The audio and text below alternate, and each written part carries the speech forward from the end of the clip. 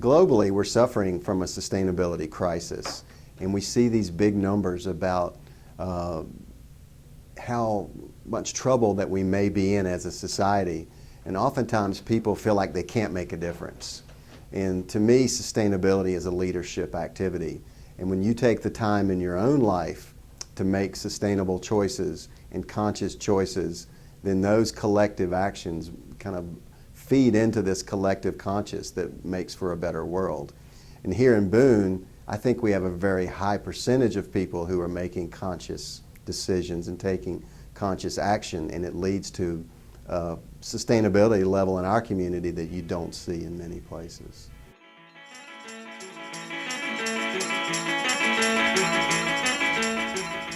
I'm Mary Scott, and I'm the director of High Country Local First, which is a startup nonprofit organization dedicated to supporting and strengthening locally owned independent businesses and farms in the High Country.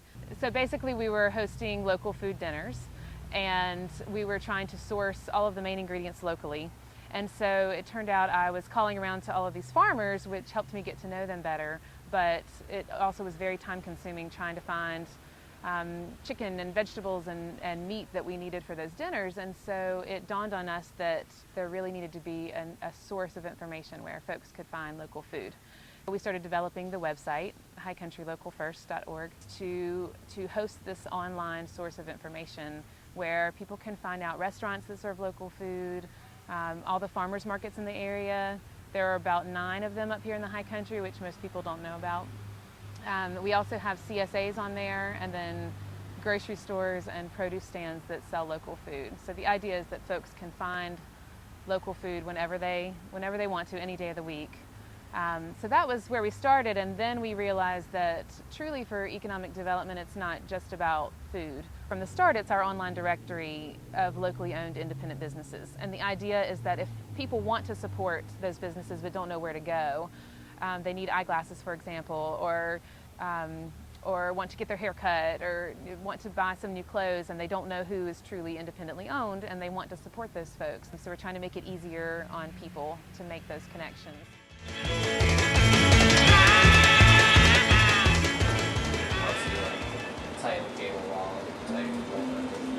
Basically, we're just a bike co-op that wants to promote the use of bicycles as an alternative transportation to get around Boone, to get to class, get to work.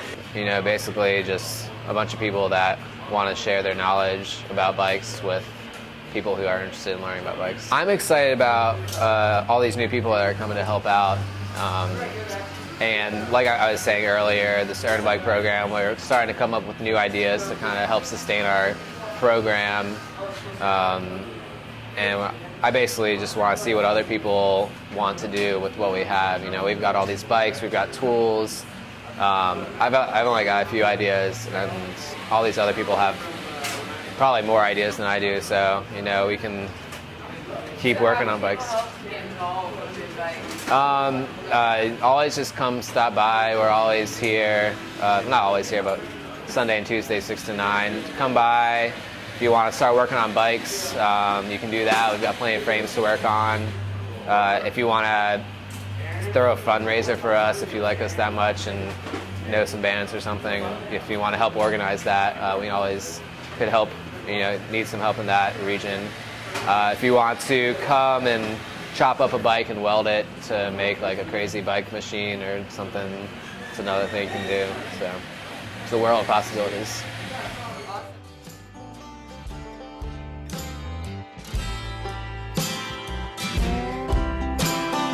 It doesn't take that long to actually run the test, depending on how many air leaks you have and how long it takes to go. My name is Scott Sudreth. I'm with Building Performance Engineering, and we are a building science training company, and we're in Boone. Most of my staff are graduates from Appalachian State, and we are here today to do an energy audit on a house. This thing's just going to go through a little purge cycle. It's going to start beeping at me. This is a German Bacharach Leakator Junior. It's about 180 bucks. We've actually met some groups in the country that sniff gas lines with a lighter, so this is a much safer approach. We find gas leaks in over 85% of the buildings we go into. What we do that gives us our advantage is we have tools that the contractors don't have. And these are new building science tools that if they had them, they would be able to do a better job. So when we try to help these folks understand what they're doing wrong, we explain, it's not necessarily you didn't have the feedback to know that you weren't finished. So what I'm doing is I'm putting my hand on the wall and I'm going to show you that's what this camera can do. So guys, what we're doing is we're taking all the air out of the house through this hole, and because we know the size of this hole and we have a pressure tap on the fan, we now know the size of the hole, and we're going to know how much air goes through it, which tells us how much air is moving through this house. My degrees are in appropriate technology, so I did renewable energies, installed for a solar company for 2 years back during Y2K, as the world was about to end. We had lots of interest. And then I realized, no matter where the energy comes from, if we're going to waste it through our buildings from having inefficient buildings, that if I wanted to make an impact on the world, I had a bigger impact by making buildings efficient. So I got out of the renewable business and got into building science, and it's been a 10-year window since then, and I never do anything differently because I still believe we're making a big impact. 40% of the energy in this country flow through our buildings unimpeded. So if it comes from solar or nuclear, if we're going to waste 40% of it, it's pretty irrelevant where it comes from. So Precisely, and you can look and see. I look on this freezer side. You got some leaks. It's been really exciting for us. I don't think that many industries will have as big of a growth spurt than our industry, because what's going to drive this is a carbon market. We're going to see the country start passing laws to say we have to become more efficient, and this is the cheapest way to do it. Is to go to our commercial buildings or these residential buildings and go after this low-hanging fruit. So it's been very exciting for us. It's been a roller coaster ride, but in general, it's very exciting.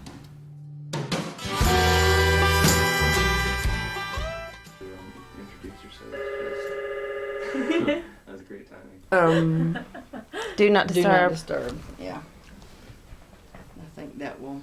I'm Lee Marshall here with the Children's Council, and I'm Sharice Cuthbertson. I'm the Contracts and Financial Manager for the Children's Council, and I serve another partnership for children as well in that capacity. Are you guys having fun today? Yeah. Really? I had no idea they were teaching a second language in here. I want to hear more. we have probably 20 child care centers, 10 family child care homes. We have an a licensed after school in every school program, and then we have like 5 or 6 half-day programs. Cool. All right. That we do more Promote services. I'm sorry. new people to So open here's the child GED care homes and child care centers, since there are a shortage of that. So there's always that, and just answering the phone or whatever. There's lots of things that we can do, and sometimes it's even child care.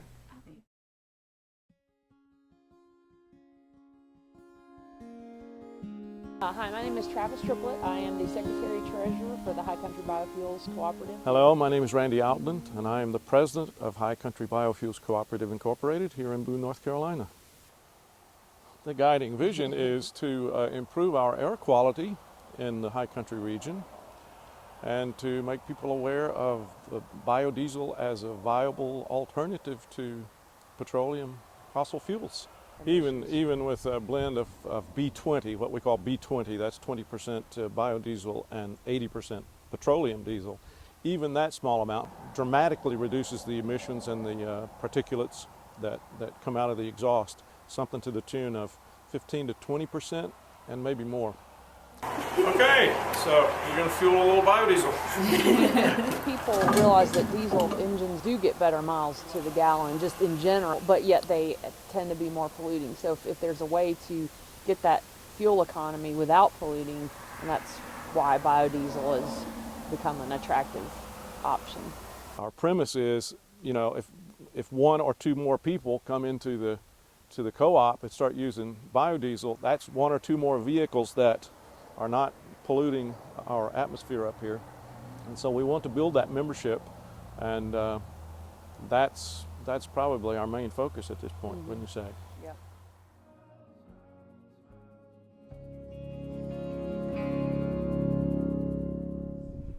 My name is Rio Tazwell. I'm the Director of Outreach and Education at the Appalachian Institute for Renewable Energy. And we are a nonprofit organization located here in Boone, North Carolina, that's focusing on assisting communities to affordably invest in renewable energy. Specifically, we facilitate a method of tax equity financing. We enable nonprofit entities such as communities of faith, neighborhood associations, schools, local governments, and 501c3s who have no tax liability. We assist them in taking advantage of tax credits and financial incentives that are available for renewable energy such as solar.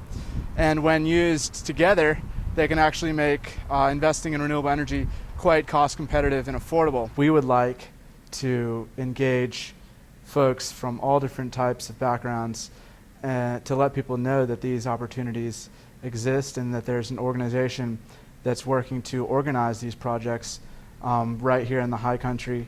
Many folks think that renewable energy is very expensive and that that's the main reason that we're not seeing more wind turbines and solar panels go up. So we facilitate the creation of legal structures which allows these nonprofit community-based organizations to benefit from these incentives, and ultimately these nonprofit community-based organizations can receive renewable energy systems for pennies on the dollar or even for free, while allowing investors to make a fair, modest return on their investment. So AIR is a nonprofit, but we kind of operate as a consulting company with a social mission. So we call ourselves a social enterprise. Our guiding vision is really empowering communities to generate their own electricity, and using renewable energy as a means for economic development. Developing these types of projects, whether it's people putting their money into them, or whether it's people telling their neighbors and raising awareness and writing letters to the editor about these opportunities, there's a way for anybody to really support and get involved with what we're trying to do. And we think that the best way is really to just learn about it and talk about it. My name is Jerry Tugelski, and I'm the founder of Mountain Mission Farms. Our project is actually a laboratory for sustainability. What we've been doing over the last several years is practicing methods of construction, use of alternative energy systems, and putting them together in a way that's environmentally friendly. The beginning of our project started when we were living in Atlanta. We had a number of people who looked at the way we were living and decided that they wanted to find a better way of living in harmony with nature. My wife and I decided to come to Ashe County looking for a place to live that would offer this to us. And as it turned out, all of the people that were backing us decided they couldn't make the change. So we ended up doing it on our own. The project we recently worked on is a raising of a windmill. One of the problems that we have in the mountains in terms of alternative energy is that during the winter months we don't have the sunshine we do in the summer. So the net result is that although we can produce as much power as we want during summer months when the days are long and there's lots of sunshine, the winter poses a problem. We have snow, shorter days, and the net result is that we can't produce power using solar. So what we've opted to do is create a hybrid system that allows us to take advantage of the strong winter winds that we have. So we're combining solar in the summer as our primary resource and windmill power, wind turbine power in the winter as our primary resource. So the combination of the two is perfect for the environment here in the high country. What we're doing at this point is adjusting the cables that attach to the tower itself so that when the gin pole is lifted, it will lift up the tower evenly and we don't have any bends in the tower shaft. We have students that come in from across the Southeast that will spend a long weekend with us going through educational programs on construction, permaculture, and alternative energy systems. One of the issues that we see is very important is the coordination of all of the sustainable organizations in the high country. Since we've started this project, we've realized that there are a large number of people here that are like-minded and care about the environment as we do. So it's very important to us that we get to know all of these people and share with them our ideas, and we learn from them.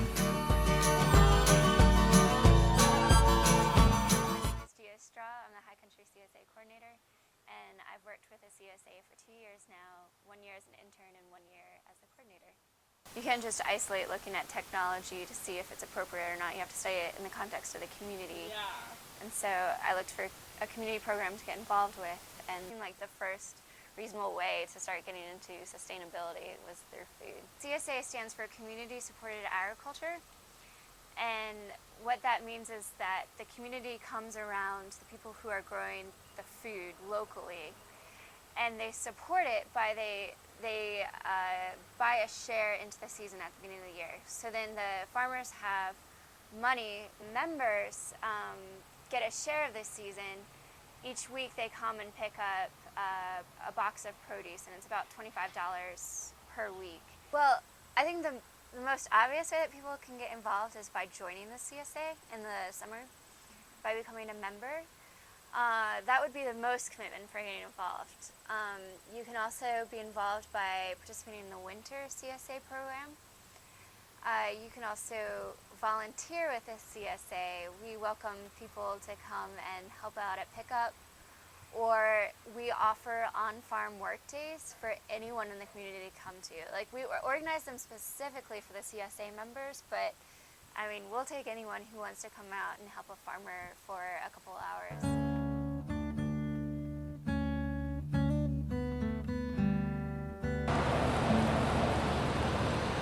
So New River Organic Growers, like I said, was started by farmers, by several farmers in the area. Some of the larger folks, Watauga River farmers, Charles Church, about 10 years ago, is more of a community. They were just going organic then, and you know, it was 10 plus years ago, and things were very different in the farming culture. So they put together this group to kind of work with the ag extension agents and other local growers that were interested in it as well. So it started off as just a community, just to talk over problems, issues, outlets to sell their products through. It was really just, you know, a community for folks. We've slowly evolved into what we are now, an outlet and a marketing resource for the growers. Only in the past, basically 3 years, have we really made consistent sales, you know, to local buyers, and have grown, you know, remarkably in the past 3 years to selling well over $100,000 this year, local produce from local farmers. So, you know, making, you know, several farmers, starting to make several farmers a living. It's an amazing thing when you like make a delivery to a restaurant and you supply their greens for the week, you know, that would have for sure come from California, and you know, it's almost like you're doing something that, you know, it has changed so much in the past few years that you're doing something like new again, you know, even though it's an old thing to supply local stuff. So to give somebody something that's really fresh, really high quality, that was grown right here, and the money is, you know, is just right down the road, and it might even come back to the store, you know, is a really neat thing.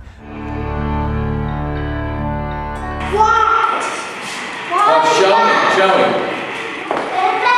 All right, stand back. I hear him. Woo! Right in the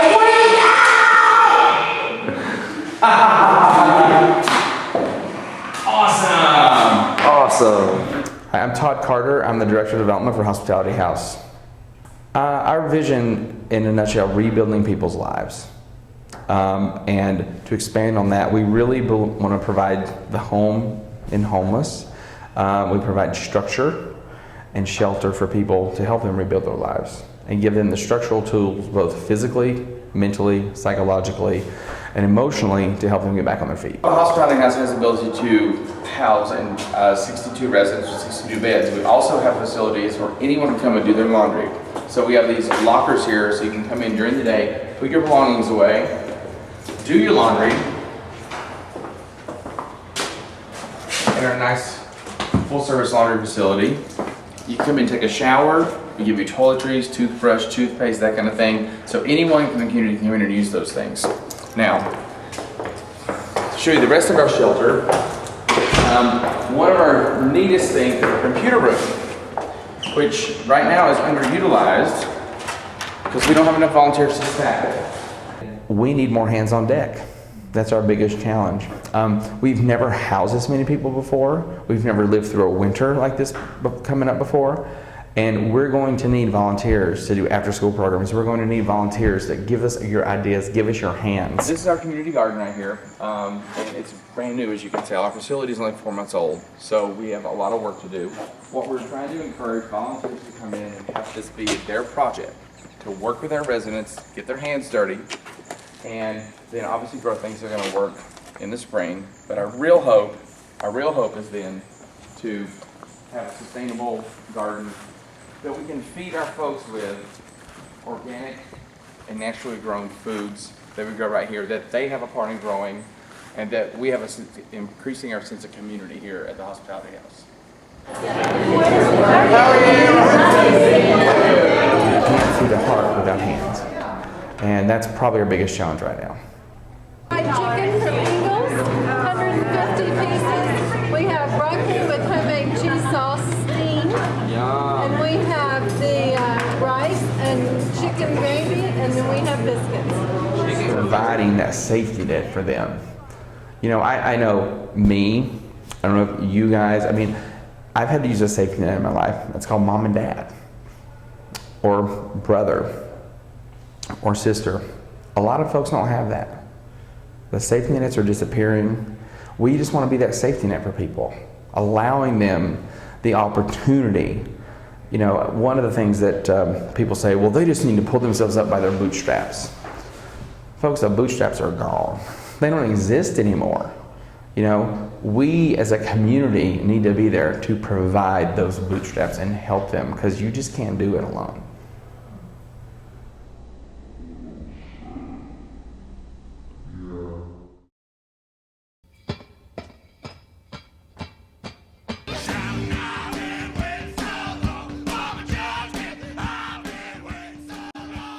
Our next big task is for all of these like-minded persons and organizations to work together more closely.